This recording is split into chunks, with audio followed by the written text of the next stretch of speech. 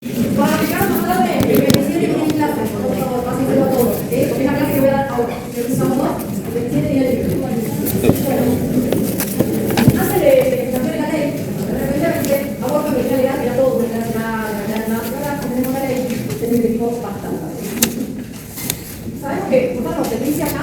No. Sí, no, bueno, el aborto de interrupción del embarazo, en cualquier momento, y de aplicación, puede darse por decisión causa, puede ser voluntario o involuntario, ¿no? La cuestión más obstétrica del embarazo. Antes, como indica la sanción de la ley, era un delito, ¿sí? Que estaba derecho tipificado en el Código Penal, en los artículos 85, 86, 87, 88. El bien jurídico que nuestra legislación buscaba proteger era la vida de la persona por nacer. Era un delito de resultado, es decir, que la tentativa no se puede punible, no se puede sancionar, porque el homicidio está, la tentativa de homicidio y el homicidio. El aborto no es un delito de resultado, tiene que consumar para que se pueda aplicar el delito. Por otro lado, el delito de acción pública. ¿Qué quiere decir esto? Escuela, delito de acción pública. La gran mayoría. Que cualquiera tiene la obligación de denunciar. Hay delitos que son de instancia pública, de instancia privada y de acción pública. Por ejemplo, una persona mayor de edad, el abuso sexual es de instancia privada, solamente la víctima lo puede denunciar. O de mayor de edad, sí, mayor de edad, mayor de edad. Entonces, el abuso de acción pública. Cualquiera que tomado conocimiento tenía la obligación de denunciar. Siguiendo con el antecedente jurídico, existían a nivel mundial, existen cuatro dispositivos que existen. El liberal, que es el que nosotros tenemos ahora, la simple protección de la mujer, de causales amplias, cuando tenía muchas causas que lo justificaban. El restrictivo, en lo que nosotros teníamos antes, esos artículos que yo les mencioné, de los 85 al 88, eran el aborto restrictivo, es decir, estaba prohibido, excepto 3 o 4 situaciones simplemente. Y prohibitivo, hay países como su gran religiosidad, como son de toda la región, fe, de alguna manera, es prohibitivo aún que haya riesgo para la vida, la salud de la madre. Entonces, antes acá era restrictivo y ahora es liberal. Historia, estos son los artículos del código, no los tienen que saber de memoria, pero sí en la ley, que vamos a ver más puntuales de la ley que tienen que saber, se modificaron. El artículo 85, hablar del rango, observa que lo que hacía era penal, ¿sí? Habla de una pena al que cause el aborto, sea cualquier persona, acá no era un médico, ¿sí? Era cualquier persona. Obviamente había agravantes, y por el aborto, la mujer no prestaba el consentimiento y un agravante la pena es mayor, y la ninguna de las El 86, lo que hacía era es una los profesionales de la salud, en realidad son algunos, no penaba, teníamos un agravante de si el aborto era causado por alguien profesional de la salud. Excepto los dos supuestos que por ahí eran los más conocidos, cuando estaba autorizado por una manera que significa un grave peligro para la vida de la salud de la madre, no había otra cosa de evitarlo, o en el caso de que fuera una violación, esto se sancionó en el 1922. Por eso van a ver que hay palabras que venía acá, violación, no existe más, abuso sexual, no normal, ha sido del código, ¿sí? Pero bueno, si en el caso era una violación a una mujer idiota o demente, dice el artículo, idiota en el sentido de una esquizofrenia, demente, de una psicosis, en esos casos estaba autorizado. El 87 lo que hacía era, se conocía como aborto preterintencional, es decir, preter es ir, es una palabra latina, es decir, más allá de la intención. El homicidio preterintencional es cuando te causa la muerte, pero no hay intención de causar la muerte. ¿Sí? Por ejemplo, en una pelea en la calle, una persona golpea a la otra, y con ese golpe, es un golpe banal, la trabilla se cae, se pega el cuello o la cabeza por el cordón de la vida, y la persona muere. Ahí el homicidio preterintencional. El que lo golpeó tenía intención de matar, ¿sí? Tenía realmente intención de golpear. A eso se refiere. Y el aborto preterintencional era, también tiene una pena de 2 años, el que por violencia causaba el aborto de mujer. Entonces, hay mucho el contexto de violencia de género, violencia doméstica. Y el 88 era quizás el artículo que más se buscaba, sobre todo esto de penalizar, era el artículo que penaba a la mujer. Porque además de dar una pena al autor del aborto, sea médico o no, si es médico o profesional de la salud que es un agravante, acá se penaba, no sé qué dice, se da reprimida con prisión de 1 a 4 años la mujer que causara su propio aborto o consintiera en que otro se lo causara. La tentativa no es pública, como les dije, es donde está el resultado. ¿Sí? Entonces, eso es básicamente los conceptos de cada uno de estos artículos que tienen importancia porque se modificaron ahora con la nueva ley. La ley es la que conoce por el LIBE, interrupción voluntaria del embarazo, es la 27610, se sancionó, se acuerdan del libro que hubo en el Congreso, el 30 de diciembre de la pandemia, después se decretó, se promulgó, etc.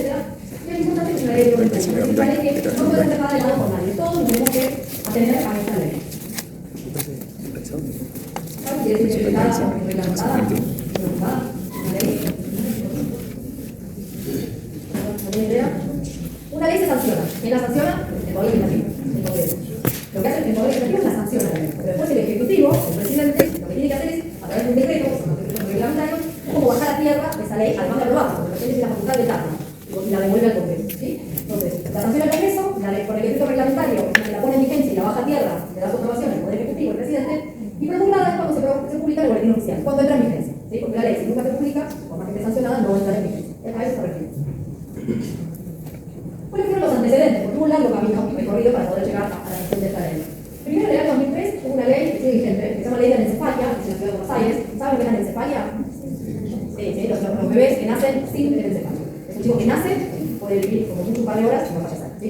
Entonces, se sanciona la ley de cefalia porque esto es una patología que se hace diagnóstico prenatal. Entonces, vos hacías diagnóstico prenatal en las semanas muy precoz del embarazo, porque si recuerdan algo de biología, no creo que recuerden, pero el cerebro, todo el sistema nervioso, en el primer trimestre, cuando se empieza a formar, los órganos, entonces vos prometías a la mujer que iba a llevar un embarazo 9 meses sabiendo que ese bebé iba a nacer y iba a fallecer. Entonces, se sancionó esa ley que permitía que haya que con la cefalia, la mujer tuviera la posibilidad, en obligatorio, por supuesto, la posibilidad de abortar. Eso fue como un antecedente que en su momento, que es casi 20 años, que son mucho ruido. Después está el fallo FAL, ¿sí? El fallo FAL fue quizás, por ahí lo han escuchado, lo que abrió un poco más la puerta al aborto fue un fallo de la Corte Suprema del año 2012 que autorizó a una nena, que si mal no recuerdo era de 15 años, a que aborte porque había sido el embarazo producto de la violación del padre de un familiar. Entonces, la madre lo solicitó, se lo negaron, pero en esta circunstancia llega a la Corte y la Corte lo autoriza, tanto lo autorizó porque vamos a la justicia de este país, ese derecho a la nación. Pero se cumple el tan importante que cuando la Corte, como más tribunal, escribe algo, es importante porque baja la línea a los tribunales de derecho. Entonces, esto lo que pasa con esto es que cualquier persona que tuviera un embarazo producto de una abuso sexual tuviera la posibilidad de solicitar la mujer. Después, a raíz del fallo FAL, se sancionó el protocolo de aborto confundible. Digamos, desde que vamos llegando, avanzando los años, 2003, 2012, 2015. Este es un protocolo que hizo el Ministerio de Salud, justamente para esto del fallo FAL, del abuso sexual, que hubiera más acciones, que hubiera un poco más claro. Pero ¿qué pasó? Que muchas provincias no debieron, las provincias son autónomas en su justificación. Entonces, en algunas provincias podías solicitar el aborto de un abuso sexual, en otras no. Entonces, eso fue algo indeterminado. Finalmente se llegó al proyecto de ley, que en agosto de 2018, si se acuerdan, no se sancionó la ley. La aprobó el diputado, pasó al Senado y el Senado no se aprobó. Llegamos nuevamente al 2020, donde se sancionó la ley. Lo que vamos a ver es lo importante. La ley es una ley bastante cortita, lo vamos a buscar en internet, pero lo que me importa que sepan son algunas cuestiones muy puntuales. El artículo 4 establece el límite. Esto ustedes lo han querido porque ya tenía hace 2 años. ¿Se acuerdan que estaba hasta la semana 12, hasta la 14, algunos decían hasta la 20? Bueno, se terminó estableciendo hasta la semana 14. Excepto los dos supuestos que tienen un poco que ver con el artículo 36, lo que se llama eximente legal, cuando el aborto estaba prohibido, pero se autorizaba en estos casos. En el caso de violación, si es violación, la ley, en caso de un grave peligro para la vida de la salud de la madre. Es decir, fuera de estas dos situaciones solamente se puede sancionar la semana 14. Ahora, en estas situaciones puede extenderse y se dependerá cada caso, porque después llega un punto que determina usted salvar a la madre, por lo tanto, la semana 24, 25, 28, ya no estamos ¿no? Esto se vale. El artículo 5 establece un plazo, ¿sí? O sea, desde la mujer va y nos solicita hay un plazo de 10 días corridos. Se cumplen los puntos, no ningún plazo en nuestro país para absolutamente nada. ¿Sí? Esto es grave, porque decimos que hay un límite, semana 14. Entonces, lo que hay que tratar de hacer es que se cumpla.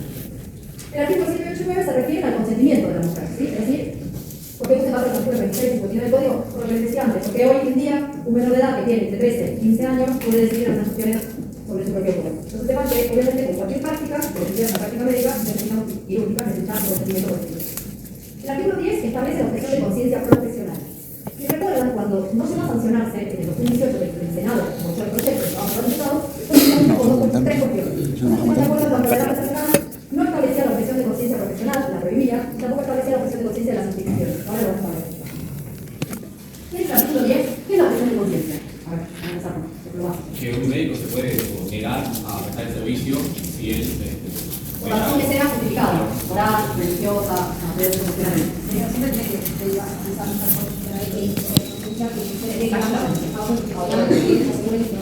eso es lo que dice la ley. Por eso que esta ley terminó saliendo. Si seguían esa postura tan estricta que a mí me obligan a hacer algo que va contra mi creencia, obviamente todas las sociedades científicas van a estar en iglesia hablando nunca, pero las sociedades científicas tienen mucho peso en la decisión. Porque vos no puedes obligar a un médico que haga algo que va contra tus principios. Entonces, la opción de conciencia tiene que ser en todos los ámbitos de trabajo y con todas las modalidades. ¿Qué se refiere esto? Que el médico trabaja en privado y público, la opción de conciencia es en el privado y público. Derivar, como decimos, sin dilación, no empezar a dar vueltas. Yo le digo, soy profesor de conciencia, hago un registro, etc. No lo voy a hacer, pero vaya hasta el médico, que lo puedo hacer para el médico. Y obviamente no dije que hay un peligro para la vida de la salud de la madre. Sí, obviamente ahí no va a recibir nunca, porque ahí ya no hay objeción de conciencia. Entonces, como cuando hay, no sé, le va a pasar cuando dos guardias, echas guardias, y llega, no sé, producto de un momento de inseguridad, te llega el chorro, el ladrón, y te llega la víctima. Y ella tiene que ver, y yo lo tengo que atender, sabiendo que por ahí me está trayendo el asesino más asesino, el violador de menores. Sí, bueno, si está arriba de vida, no tengo que atender. Ahora, si no arriba de vida, yo puedo decir, no, yo, convicción religiosa, algo. ¿Sí? Pero no va a regir la objeción de conciencia si la vida de la madre está en peligro. Yo la entiendo, pero... Lo mismo la atención de los abortos. La mujer, se encuentra infección, se le ocurra, ahí no hay, el riesgo no hay que. Esto también fue motivo por el cual el proyecto de 2018 se votó, que es la objeción de conciencia institucional. Vieron que hay muchas, acá en el AMBA hay 2 instituciones que son muy conocidas, que son muy religiosas. Sanatorio Mater Dei, que vamos a cerca, y Hospital Austral, que es el Entonces, obviamente, en esos son hospitales, sanatorio y hospital, tienen la la obligación de, si no lo aceptan, lo que pasa hoy en día, de derivar a ese paciente, a esa paciente, a otro lugar donde se garantice que lo haga. Y así fue un costo. ¿Qué quiere decir? Por ejemplo, el hospital austral. El hospital austral es una prepaga que significa el hospital austral. Tengo que estar en italiano, en alemán, etc. Entonces, una mujer que se prepara, porque tiene un aborto, que tiene infección, le dice que no, y le dice, vaya a hacerlo a tal lado, lo va a cubrir en tal lado, ella tiene que preparar la tratamiento. El hospital austral, en este caso, tiene que hacerse cargo. A esto se refiere. Tiene que llevar al paciente a otro centro a su cargo, facilitarle todas las posibilidades que hay. Pero sí existe la objeción de conciencia explícita. Por estas tres cosas que les digo, existe el proyecto de ley que se aprobó, a diferencia del 2018. Y acá vienen las modificaciones de los artículos que yo les dije. ¿Sí? El 85 lo que decía, básicamente, era que se le iba a dar una pena al que causara el aborto a una mujer. Cuando se agravante decía, no fue fallecido, sino que estaba el consentimiento. Bueno, ¿qué pasa si yo le causo un aborto hoy en día a una mujer sin el consentimiento? ¿Sí? Obviamente voy preso con legal. Estoy haciendo cualquier cosa, sea un aborto, una cirugía, si la mujer no lo autorizó. Obviamente la pena va a ser elevada a 15 años, a consecuencia de ese aborto en la libertad.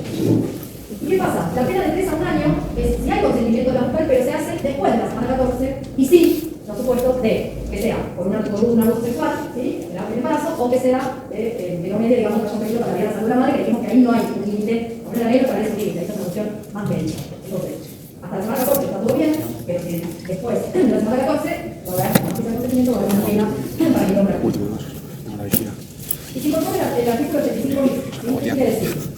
El 85 lo que nosotros, como les decía, siendo profesional de la salud, era un agravante causar el aborto, ¿sí? Porque además de la pena de prisión, el artículo dice nos inhabilitan por el doble del tiempo de la condena, es decir, nos suspenden la pena. Si nos daban 3 años por el aborto, 6 años de no poder regresar, ¿sí? Entonces sigue siendo una prisión del 3 meses al año, inhabilitación especial, igual, el doble del tiempo de la condena, pero acá es el funcionario, la autoridad, el profesional cualquiera, que lo que decía, que dilate en forma injustificada, ¿sí? O sea, que se sigue practicando el aborto, lo que va a hacer en los casos que están autorizados, ¿sí? Es una pena chiquita, pero es una pena. Recuerden que las penas menores a 3 años no son de cumplimiento efectivo. El artículo 16 lo que hace es modifica, obviamente, porque esto es una ley, pero sin embargo el Código Penal no está modificado. Entonces, a través de la ley se van haciendo como estos arreglos de sustituir los artículos del Código. Vieron que hace años que había que plantear una reforma del Código Penal modificada en 1922, ahora es obsoleto. Entonces, como no se sientan los legisladores a hacer un Código Penal nuevo, a través de la ley se sustituye el artículo tanto del Código Penal y pasa a la ley. Como dice, no es delito el aborto que se realiza con el consentimiento de la persona hasta la semana 14, inclusive si fuera de ese plazo, porque solamente se puede hacer si el embarazo producto de una violación o en el caso de peligro para la vida de la mujer. ¿Vamos bien acá? El artículo 17 lo que hace es sustituye lo que dice el 87, que era el aborto preterminacional. Es decir, hay una pena de 6 meses a 3 años, antes era de 6 meses a 1 año, acá es mayor, al que por violencia causa un aborto sin tener la intención de causar. Esto es lo que decía, en el contexto de violencia de género, ¿sí? O perdón, la razón que sea, por una violencia cruzada, por una cuestión de violencia, tanto de violencia, de golpe, lo que sea, causa un aborto sin tener la intención de causar. Para eso la violencia. Acá se aumentó la pena. Y el 88, que era el que yo les decía que antes penaba, cuando se hablaba de penalizar el aborto, básicamente se apuntaba a esto, por lo menos, no penar, no darle una pena, y la mujer por haber consentido, su propio aborto va a presa. Lo que hace es modificar le da una pena de 3 años a 1 mes a la persona, si hace su propio aborto o autoriza que se lo hagan después de la semana 14, volvemos a lo mismo, siempre que no sea producto de una violación o un grave peligro para la vida. Y esto sigue siendo la tentativa no es posible. Si hace delito, era los ameritos, a los supuestos muy claros, se resultaba, ¿sí?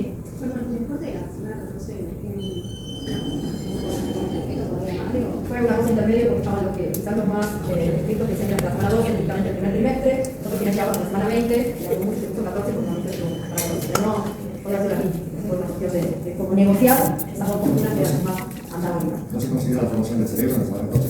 Sí, se considera, pero también el cerebro empieza a desarrollarse el primer tubo neural y se acuerda de eso en la semana 8. Así que, La corteza empieza en la semana 14. Claro, sí, la corteza, pero no tuvo tanto que ver con eso, sino que era con esto que yo digo, era buscar una cuestión más intermedia entre las posturas muy restrictivas del primer trimestre y otras que quería llevar la semana 20, que claramente la semana 20 ya es un embrión que también está normal, pero lo que queda es sexual. 5 meses ya. 15 ya, pero bien frío. ¿Qué va a hacer? Bueno, una mierda. Me quiero ir. ¿Vas a pedir la llave? ¿Vas a pedir la llave?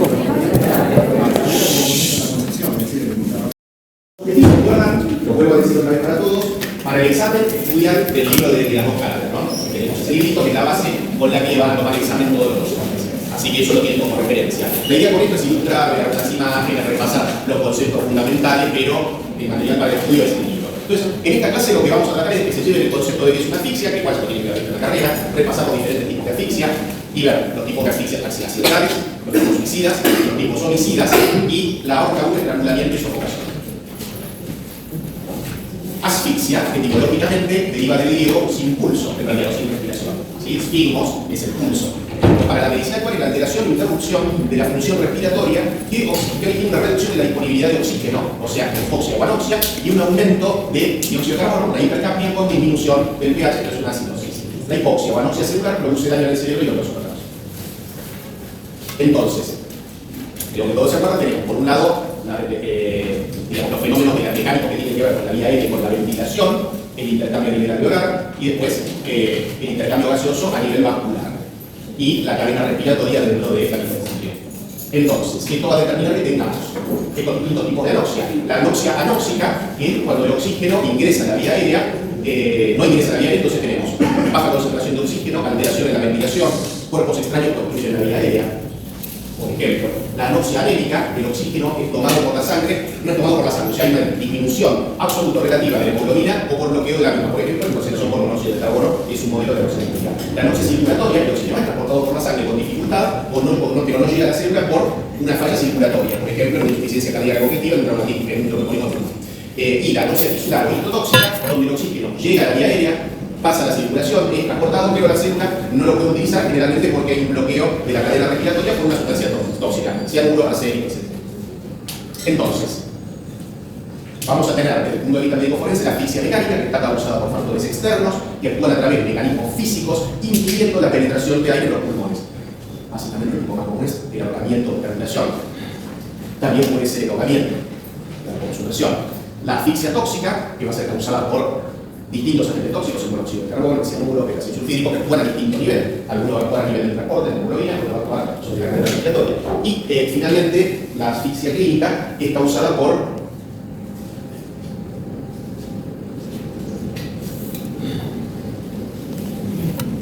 la asfixia clínica causada por enfermedad pulmonar obstructiva crónica, enfermedad cardíaca o, por ejemplo, pollo tipo bolémico. ¿Sí? Las asfixias mecánicas son un cuadro caracterizado por un impedimento de la función respiratoria, puede ser por un obstáculo en la vía aérea, por la constricción del cuello, por la compresión toracoabdominal. ¿Han visto, han leído de algún caso de ese tipo? ¿Sí? ¿De qué forma se lo puede apreciar ese caso? ¿Cómo? ¿Y algunos otros casos más accidentales? Puede ser, por ejemplo, ¿se acuerdan? ¿Cómo? Sí, no, son manejos algo que pasó una vez en la cancha de fútbol, hace varias décadas. Claro, al tratar de salir todos juntos con una puerta que no pasaba, se comprimen el tórax y hubo con superficie. Un caso muy conocido también de una persona que murió en la CIDE, lo que es la Agencia Federal de Inteligencia. ¿Por qué? Porque la CIDE tiene un mecanismo de puerta de seguridad letal que cierra con un motor que es una puerta diseñada, no sé, para frenar un ataque terrorista. Y en un momento se puede cerrar la puerta, una persona trató de pasar como estaba saliendo, un abogado que quiso salir mientras la puerta se estaba cerrando, como la gente que se tira su misa al cuando se está cerrando la puerta, pero a diferencia de la puerta de su esta puerta que impulsada por un motor importante, y era de acero pesado y le comprimió el tórax y lo mató. No la pudieron detener y murió por compresión toracoabdominal. Carencia de aire respirando o succión, bueno, lo han visto en las películas, Kill Bill, o sea, cuando entierran a alguien vivo. ¿No? Entonces esto termina, en todos estos casos, con un déficit tisular de oxígeno parcial o total, o sea, hipoxia o anoxia. Y entonces, todo esto va a tener un nombre según el mecanismo, aunque digamos todo termina en anoxia, hipoxia tisular, ¿no? Pero podemos tener grandes clasificaciones: obstáculos mecánicos externos, respiración en medios extraños o agotamiento del oxígeno ambiental. Entonces, en la primera categoría, obstáculos mecánicos externos. Cuando lo que ocurre es que se obturan los orificios respiratorios, tenemos una sofocación. Por ejemplo, esto pasa mucho con las niñeras, ¿sí? No, pero la niñera que el bebé llora y le pone la almohada encima. Entonces lo obstruye la nariz y la boca. ¿Qué ha pasado? Lamentablemente, todavía se ha algunos padres también, pero esto pasa mucho. El bebé que no para de llorar y le ponen la almohada en la cara para sofocarlo. Este tipo de sofocación es más común en chicos. ¿En qué más? En adultos, ¿en qué se ve esto? ¿Lo vieron en alguna película? Guantánamo. ¿Me pone la bolsa? La bolsa. ¿Sí? ¿No? La bolsita de nylon, o accidentalmente los chicos jugando con la bolsa. Y esto también es tan frecuente como amenazan a veces las abuelas, pero pasa, siempre ha habido algún chico que un problema de sofocación con una bolsita de plástico. Constricción del cuello, mascotas también, los gatos que se meten adentro los gatos son de meterse en lugares cerrados, incluso que tiene gato se mete en los cajones y por arriba, a veces se meten en caso una bolsita de plástico y el gato se mete adentro y lo encontramos muerto al día siguiente. Constricción del cuello. Ahorcadura, la ahorcadura es con un lazo o estrangulación, que puede ser también manual balazo. Compresión toracoabdominal, impedimento externo de los movimientos del tórax. Y eso es también por fatiga posicional, como por ejemplo cuando te cuelgan los pies o en la crucifixión, donde hay una fatiga de los músculos del diafragma y los músculos que expanden el tórax, y entonces es muy parecido al fenómeno de compresión toracoabdominal. Respiración en medios extraños, sólidos, líquidos o gaseosos. Medios sólidos es cuando te sepultan pero sin el cajón, te tira la tierra encima directamente y aspiras tierra, o cuando inhalas un cuerpo extraño. Sumersión en cualquier medio líquido, eventualmente agua, pero bueno, puede ser no. Hubo un caso, ¿saben lo que fue la Guerra de las Rosas? No, nadie, la historia inglesa no es, ahora que está de moda. La Guerra de las Rosas es un fenómeno que se produjo en Inglaterra, la lucha entre dos casas rivales. Todos escucharon hablar de Enrique VIII, ¿no? Enrique VIII, pero unos años antes de Enrique VIII, un siglo antes, hubo una guerra por qué familia se quedaba con la corona británica, entre dos casas, la casa de York y la casa de Lancaster. Una estaba representada por la rosa blanca y la otra la rosa roja, eran los emblemas de cada familia, lo llamaban la guerra de las rosas. Enrique VIII Tudor era descendiente de las dos familias, o sea, finalmente la guerra se solucionó de esa manera, y entonces la rosa Tudor es una rosa roja y blanca, que significa los emblemas de las dos familias. Durante la época de la Guerra de las Rosas, que fue toda una interna familiar parecida a Juego de Tronos, pero de verdad, digo, olvídeme que dentro de la voz de historia inglesa te das cuenta que el Juego de Tronos es la historia inglesa de los siglos XIII, XIV, XV, novelada y con algún dragón y una actividad de fantasía, pero básicamente la historia británica. Hubo un caso donde hay una disputa entre dos hermanos de la casa de York, donde uno de los hermanos le quiere hacer luchar el piso al otro, y entonces el hermano, que era el rey, se da cuenta y lo condena a muerte por traición. Y por ser el hermano del rey, le dan a elegir de qué manera quiere que lo ejecuten. Y este príncipe elige morir ahogado en vino. Entonces lo agarran de las patas y lo sumergen en un tonel de vino hasta que deja de respirar. O sea, por eso les digo, generalmente es en agua, pero puede ser en otros líquidos. Y obviamente en gases inertes, ¿no? También de distinto tipo, cuando te encierran en un ambiente cerrado donde hay un gas que no es oxígeno, o el agotamiento de los oxígenos vitales, con una zona de confinamiento, donde vos no tenés otro gas que desplace el oxígeno, pero lo vas consumiendo y el aire no se renueva.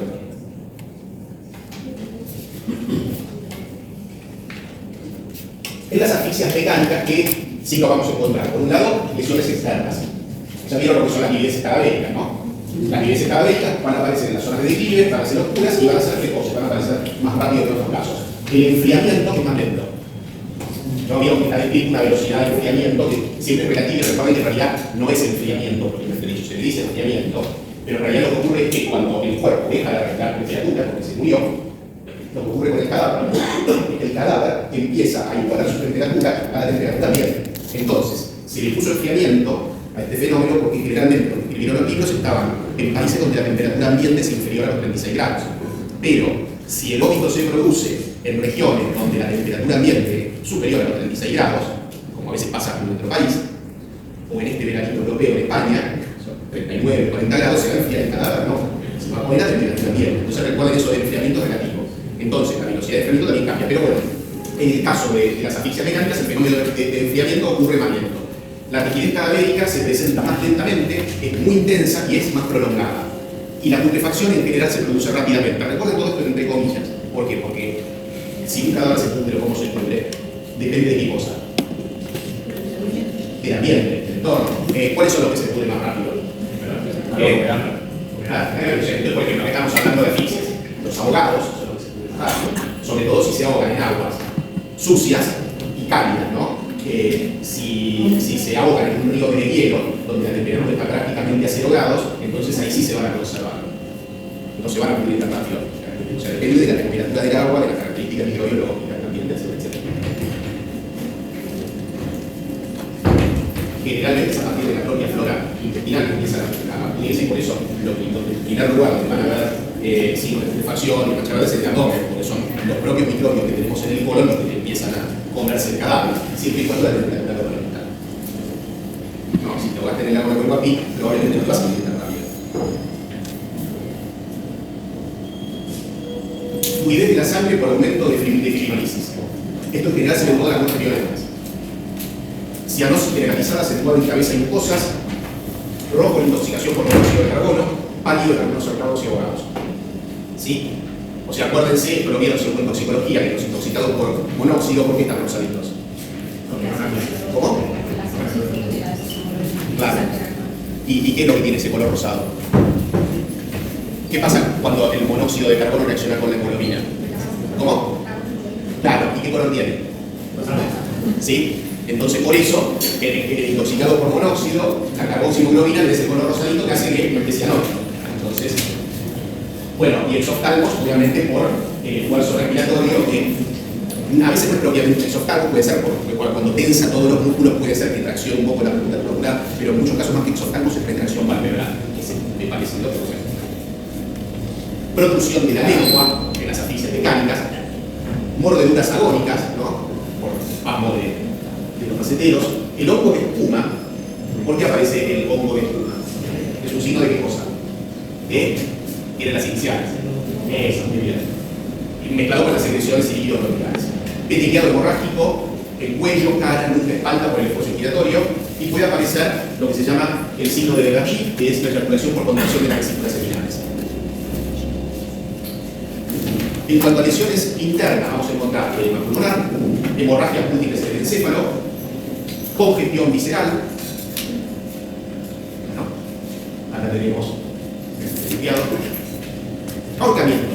Definición de ahorcamiento: es la asfixia mecánica externa producida por la constricción del cuello, o sea que el ahorcamiento es constricción específicamente del cuello, ejercida por un lazo sujeto a un punto fijo, sobre el que ejerce tracción el propio peso de la víctima.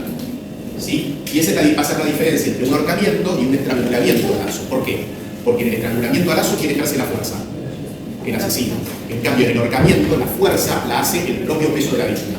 Al ahorcado vos lo colgás. En cambio, en el ahorcamiento a lazo, vos al tipo lo tenés a tu propia altura y lo estrangulás con un cinturón, con un pañuelo, con lo que sea.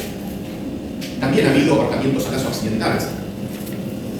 Creo que en Argentina hace poquito murió una chica en una fábrica de esa manera. ¿Cuál lo busca el ahorcamiento a lazo accidental?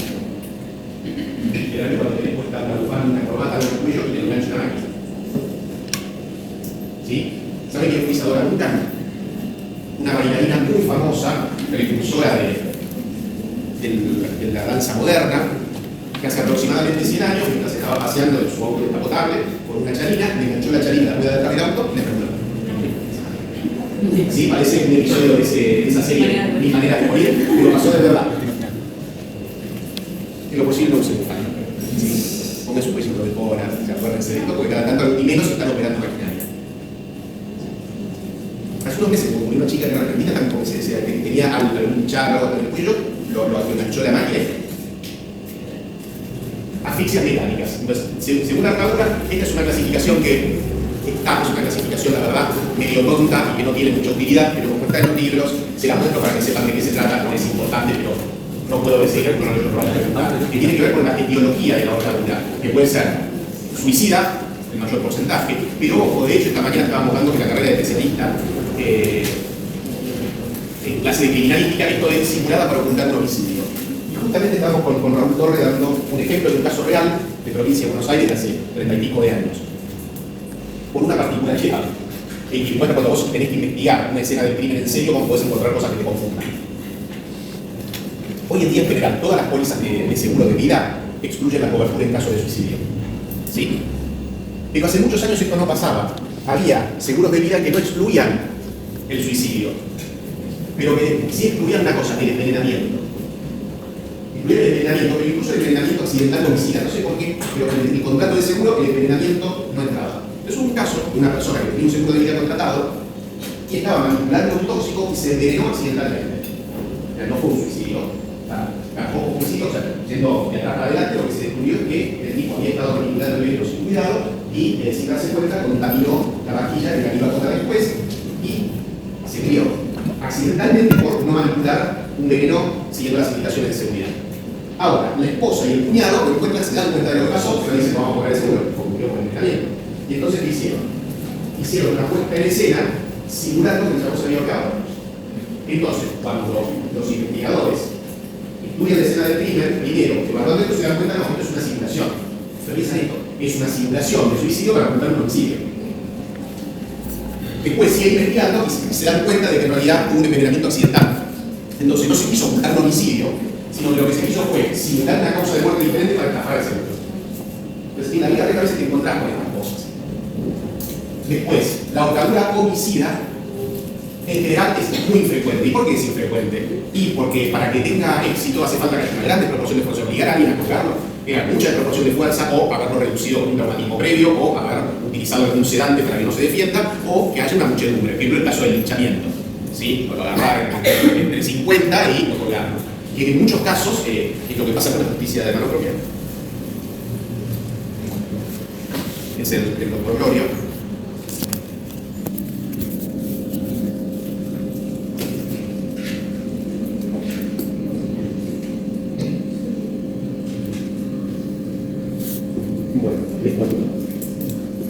Me dijo el doctor Glorio que si las últimas 2 clases ya las tuvieron, no es necesario que vengan en esos días, siempre y cuando no tengan otra clase que recuperar. Así que vamos a repasar todas las clases que tienen que haber tenido. Fíjense bien ya. La primera clase, con Roberto, introducción a la medicina general, la tuvieron, ¿sí? Después yo les di ejercicio legal y legal de la medicina. Después tenían que tener una clase con la doctora Zúñiga de responsabilidad médica, ¿la tuvieron? Después con la doctora García de documentación, ¿la tuvieron? Después con la doctora Zúñiga, secreto médico y ley de SIDA. Después con Glorio, tanatología. Después con García, medicina laboral. Medicina laboral no la tuvieron. Lesionología, sí la tuvieron. Ley de trasplantes con Dileto. Bioética con Mauri. Hoy están teniendo asfixias. La semana que viene tienen violencia familiar con Dileto. Yo le doy psiquiatría forense. Y después tenían aborto con Mauri, se la tuvieron. Y sexología médico-legal con Dileto, que ya la tuvieron. Entonces, la única clase que tendrían que haber tenido y no tuvieron fue medicina laboral.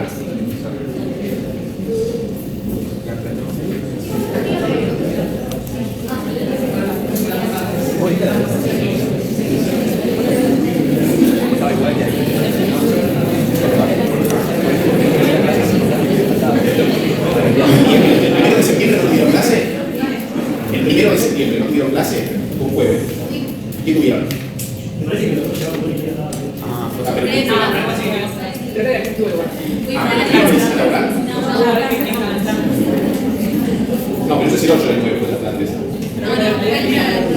En medicina laboral no la tuvieron.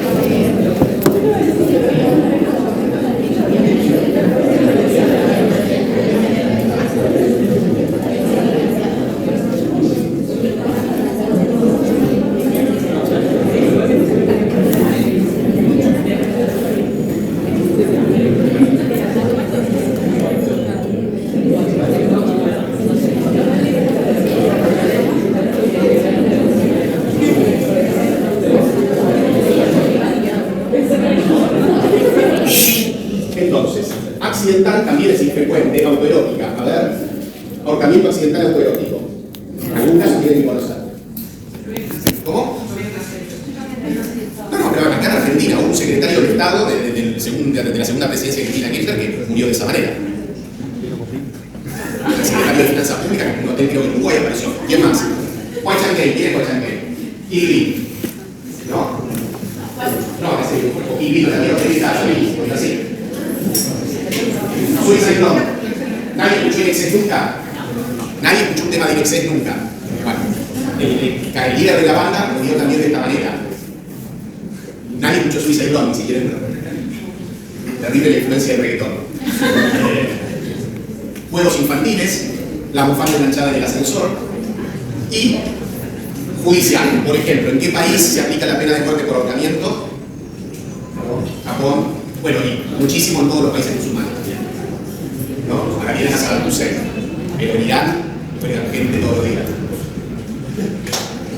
Tipos de ahorcaduras, según la posición del cuerpo.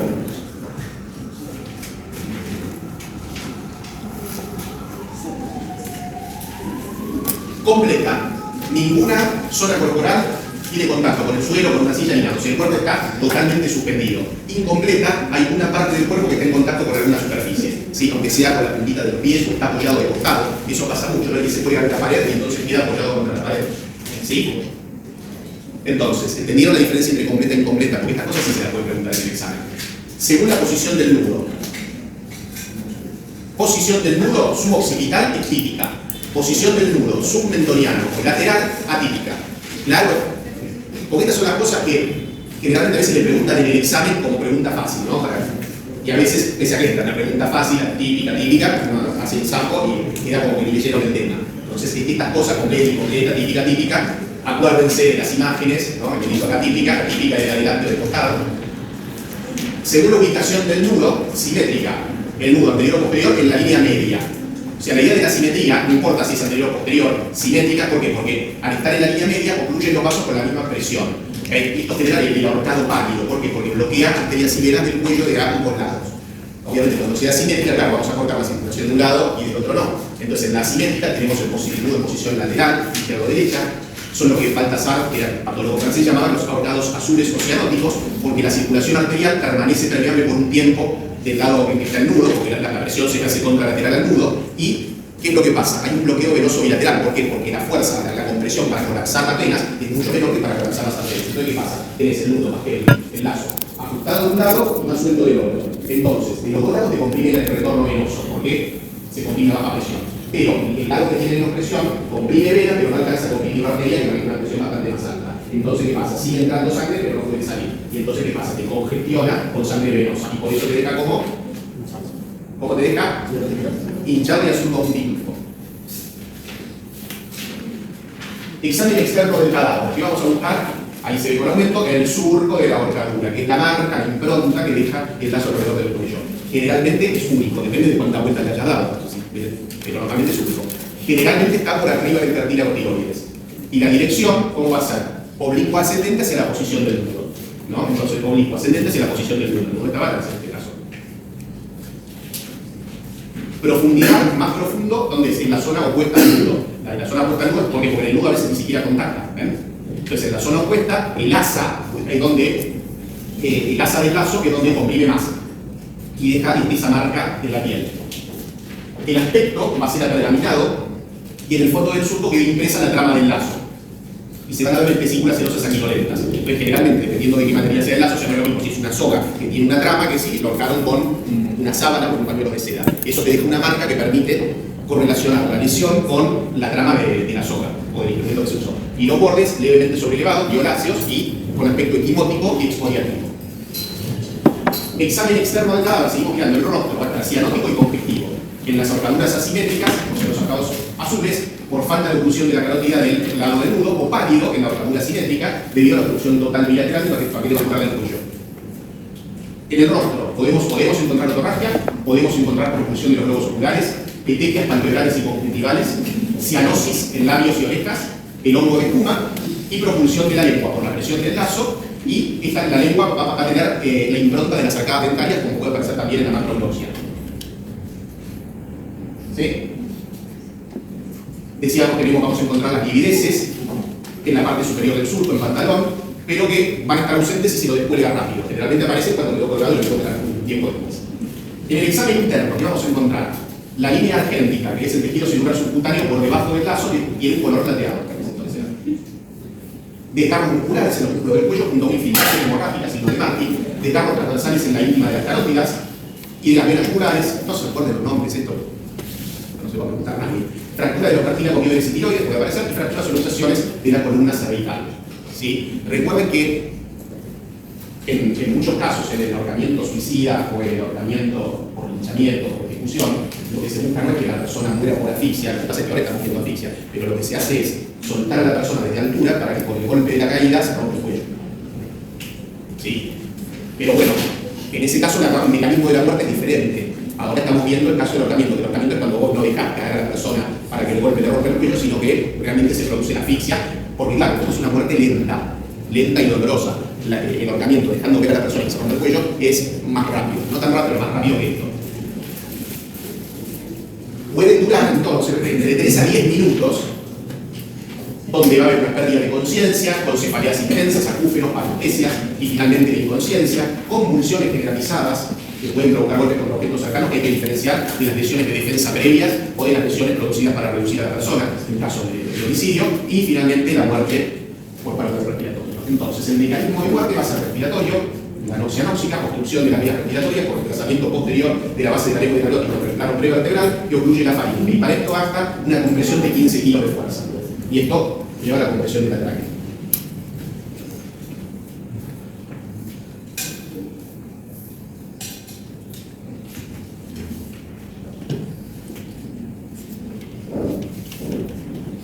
Mecanismo de muerte. Vascular, isquemia encefálica, oclusión de los vasos del cuello, arterias carótidas y arterias vertebrales y venas jugulares que produce interrupción de la irrigación, congestión brusca del sistema nervioso cerebral, estancamiento de la sangre próximamente. Mecanismo de muerte. Inhibición refleja, paro cardíaco, inhibición vagal al comprimir el seno carotídeo, alteraciones en las vértebras cervicales, fractura, luxación al tarsoide y lesión pulmonar por la caída libre, pero ahí ya hay otro mecanismo de muerte que no es artístico, pero que se puede lograr. Ahí la pérdida de conocimientos entre 8 y 10 segundos, muerte de 5 a 8 minutos, lesiones cerebrales y irreversibles por 3 o 4 minutos. Y la general de la asfixia, o el paro circulatorio. Asfixia mecánica que produce la muerte. Estrangulación es la asfixia mecánica que produce la muerte violenta por la compresión del cuello mediante la aplicación de una fuerza activa ajena al peso del cuerpo. Fíjate la diferencia entre el ahorcamiento y la estrangulación. Acá la fuerza la aplica la persona que ahorca. Directo es cuando ahorcas con las manos, ¿no? Como Homero Bart Simpson, o con el antebrazo. ¿Sí? E indirecto es cuando usas un elemento constrictor que puede ser el lazo o un tonfa. ¿Sabes lo que es un tonfa? El bastón que usa la policía. Es ese bastón que tiene una manija. Entonces el poli te agarra con el bastón y te ahorca con el bastón. ¿Sí? O sea, el tonfa se puede usar para pegarte en la cabeza, pero también se usa para reducir ahorcando. Normalmente los entrenan para que te pongan el bastón al cuello y te aprietan lo suficiente como para hacerte perder el conocimiento. Pero bueno, a veces en el fragor de la gresca, el policía se pasa de rosca y te deja un poquito más y te quedaste. O simplemente por la compresión del seno carotídeo con el bastón, te paraste, chao. El tipo después te larga y vos seguís largo. Entonces puede ser unimanual, bimanual, con objeto rígido, a lazo y antebrachial. ¿Sí?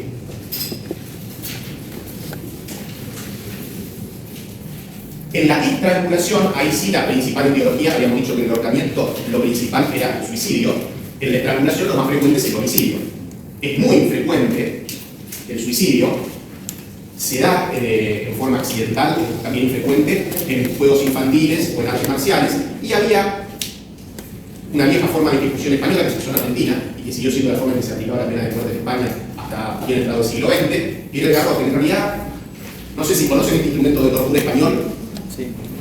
En realidad, lo que hace hay un tornillo donde a vos te ponen acá, entonces tenés el gancho de metal que te agarra de acá, pero después hacen girar el tornillo y el tornillo va empujando para adelante. Entonces sí, te ahorca, pero generalmente te termina matando porque el tornillo que entra en la nuca te fractura las vértebras. ¿Sí? Entonces el mecanismo de la muerte con el garrote vil, el mecanismo de la muerte con el garrote vil no suele ser propiamente la estrangulación, pero en algún caso, si es joven y tiene las vértebras resistentes y no llegan, digamos, a propósito, porque no quieren hacer sufrir, el verdugo no le da con toda la manija como para que le rompa el cuello, podría morir estrangulado. Entonces, la estrangulación, el mecanismo de muerte, es anoxia anóxica, isquemia encefálica, paro cardíaco reflejo, opción mecánico traqueal, se requiere más o menos una fuerza de 15-20 kilos. La diferencia es que la fuerza la aplica el que estrangula.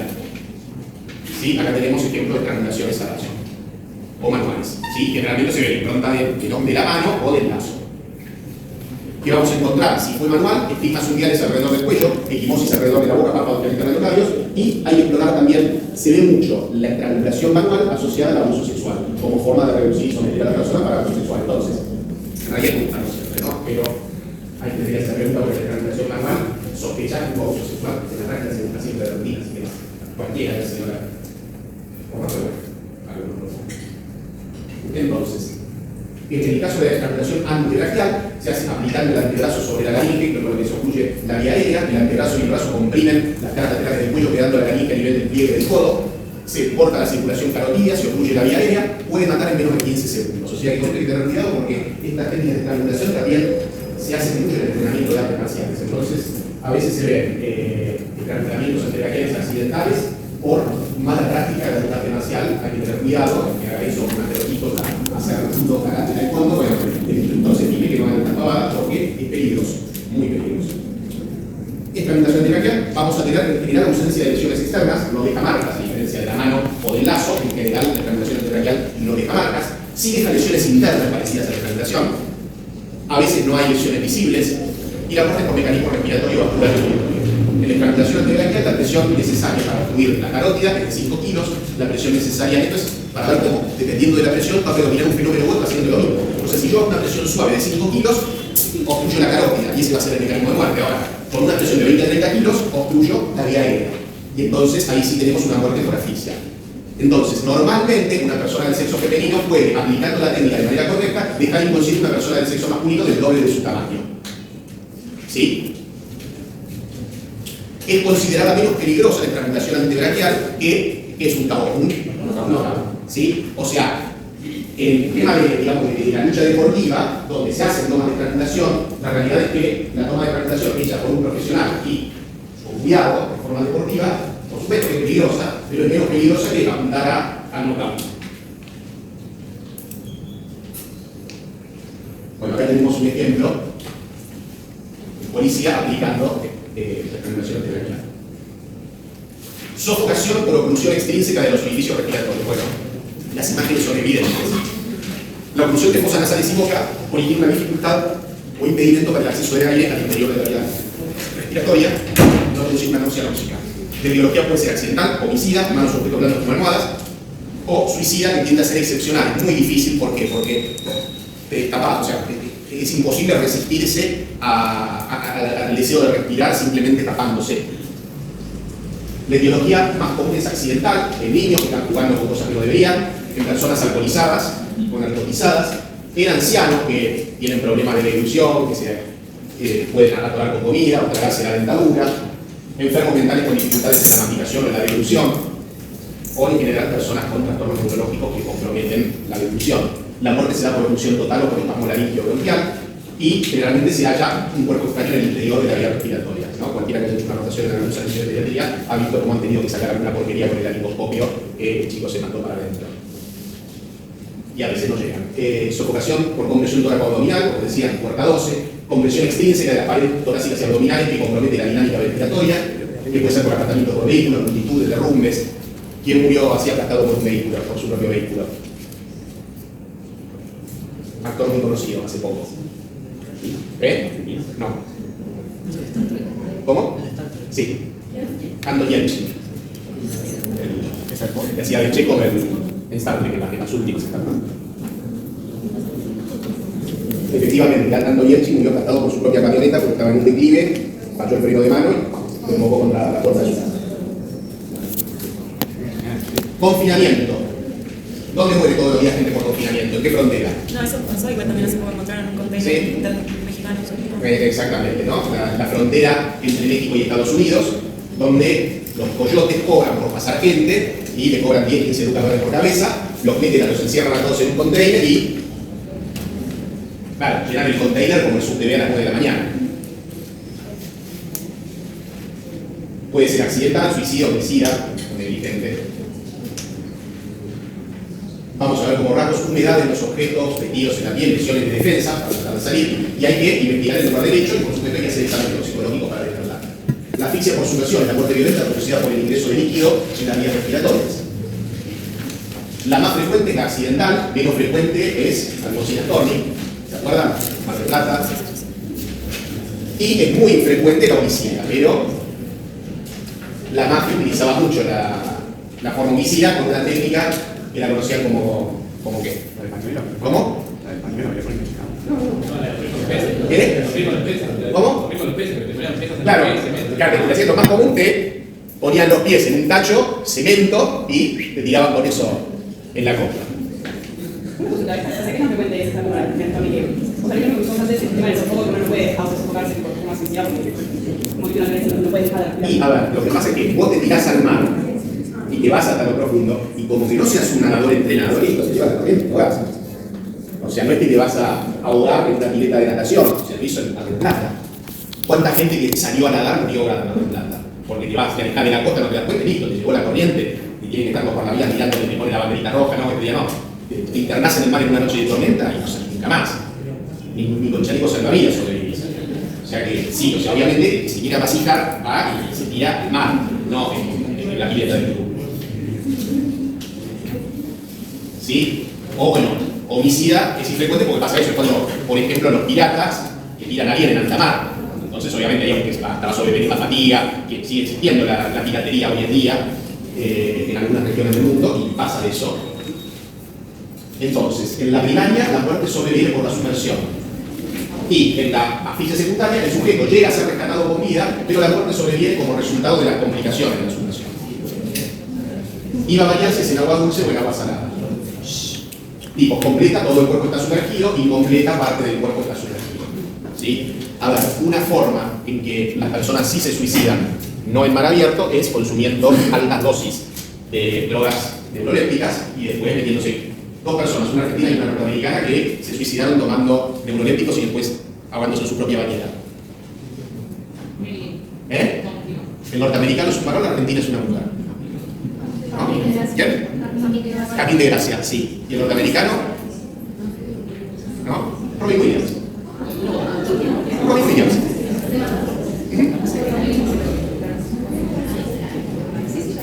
¿Sí? Porque ahí sí, si estás recontra drogado, te metes abajo del agua en la bañadera y listo, te quedaste, pero tenés que estar recontra puesto. Eso es un combo, pero digamos, una persona que no está bajo los efectos de un neuroléptico potente, que no puede reaccionar, no se puede suicidar de esa manera porque donde empieza a costar se levanta en forma refleja. ¿Sí? O sea, esto te ocurre si previamente estabas inconsciente. Por ejemplo, en un accidente, bueno, te golpeaste la cabeza y caíste inconsciente. Entonces quedaste así y no pudiste salir. Entonces, existen dos mecanismos, la sumersión y inhibición, llamada también elocución, son los ahogados blancos, el individuo queda en muerte aparente dentro del agua debido al reflejo inhibitorio vagal que produce un paro brusco de las funciones cardiorrespiratorias. Y la sumersión asfixia que genera los ahogados azules, sea por asfixia simple, sin paso de agua a los pulmones, probablemente por la hipoespasmo, o el ahogamiento propiamente dicho, que es cuando el agua penetra en las vías respiratorias. Las fases de sumersión son los diferentes eventos que ocurren desde que la persona cae al agua hasta que fallece. Y es el lapso durante el cual se desarrollan estos eventos que oscila entre los 13 a 10 minutos, dependiendo de la condición física, la temperatura del agua. En la primera fase hay una inspiración profunda antes de hundirse. La persona sabe que se va a hundir y está consciente. No, obviamente si la tiran inconsciente, no se acuerdan como los vuelos de la muerte durante el proceso. Si te tiran inconsciente, no haces esto. Pero si te tiran consciente y vos sabés que tratás de tomar todo el aire que puedas antes de irte para abajo. Segunda fase, apnea voluntaria para impedir el ingreso de líquido en las vías aéreas. O sea, si vos estás consciente y lúcido, haces estas dos maniobras defensivas. Tomás todo el aire que podés y después aguantás la respiración como si estuvieras buceando.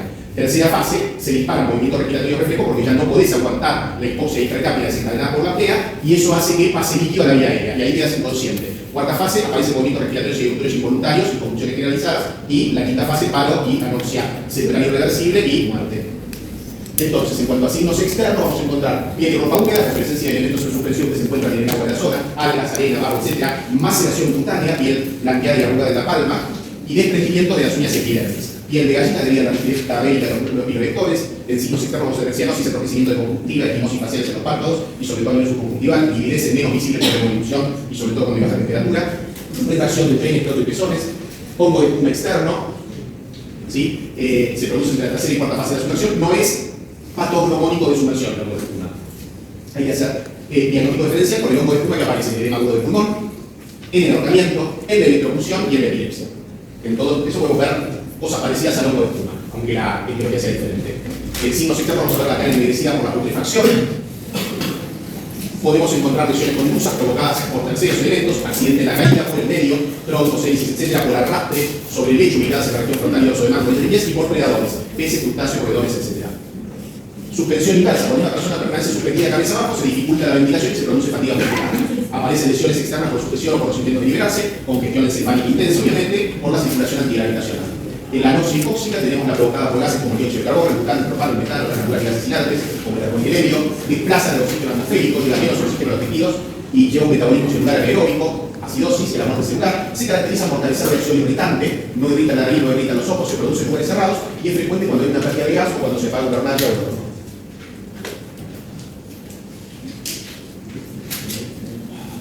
Anoxia alérgica, provocada por monóxido de carbono, que es inodoro, incoloro, insípido, más liviano que el aire, es imperceptible para los sentidos.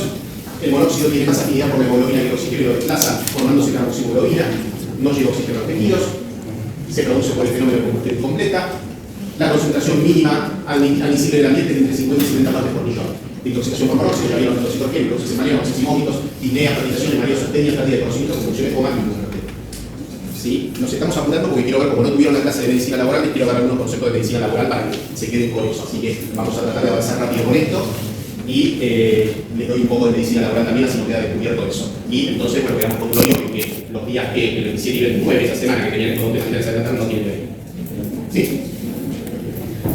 Examen del cadáver, en general el paciente intoxicado por monóxido se murió sin darse cuenta, entonces tiene aspecto apacible, tiene mucosas color rojizo, manchas de tabiedad en la pleura y pericardio cuando hacen la autopsia, congestión de todos los órganos, lividez rosadas, y cuando hace una espectroscopía del sangre muestra la absorción de la carboxihemoglobina que se mantiene, y las muestras de sangre son válidas mucho tiempo después de la muerte, porque el monóxido de carbono tiene muchísima afinidad por la hemoglobina y es casi una unión irreversible al nivel químico. La tóxica, por ejemplo, por el ácido cianhídrico, ¿cierto? Se encuentra en forma de sales o de gases, se une a la citocromoxidasa y provoca parálisis de la cadena respiratoria, altamente tóxico y por lo tanto nunca ingresar sin equipo de respiración autónoma porque mata instantáneamente. Con esto, aclaremos, murieron el personal de 2 o 3 ambulancias en Argentina por monóxido. ¿Conocen el caso? Sí. ¿Qué pasó? ¿Vos lo conocés? ¿Qué pasó? Que fue en Avellaneda, ¿no? ¿Cómo fue el caso? ¿Te acordás? Lo vi hace como 3 años, pero no... Había una fábrica que tiraba desechos químicos en la red cloacal. ¿Sí? En vez de hacer el descarte como corresponde, tiraba los desechos químicos en la red cloacal.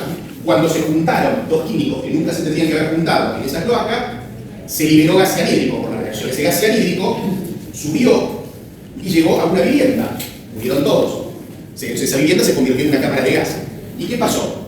Llaman a la ambulancia, que viene la ambulancia, los bomberos, van a entrar a la casa sin protección, sin saber qué había pasado. Murieron todos. Vieron la ambulancia, murieron todos. O sea, la realidad es que no hay que hacer esas cosas heroicas y entrar a un lugar donde hubo una situación así, sin saber qué es lo que está pasando, sin asegurarte de estar protegido previamente. Y tener los equipos que corresponden. Eso es algo que se hace mucho en Argentina, ¿no? En países que son un poco más serios hay protocolos de actuación y el rescatista nunca se expone. Siempre entra con protección cuando hay una sospecha de que pudo haber pasado por acá. Te mandan a cualquier lado, nadie importa. O sea, el manejo de examen a veces es peor. Mandan a los médicos a exponerse sin ningún tipo de preparación y protección en situaciones que a veces pueden ser muy complicadas y nadie lo puede. Esto es un tema para pensar. El país donde va a tocar descansar. Otra vez me contaba un jefe de terapia intensiva de un hospital muy importante, que está en la asociación de terapia intensiva, que hay varios sanatorios privados conocidos de primera línea, que cuando piden médico para terapia intensiva, saben que le dicen, mandame monos con matrícula.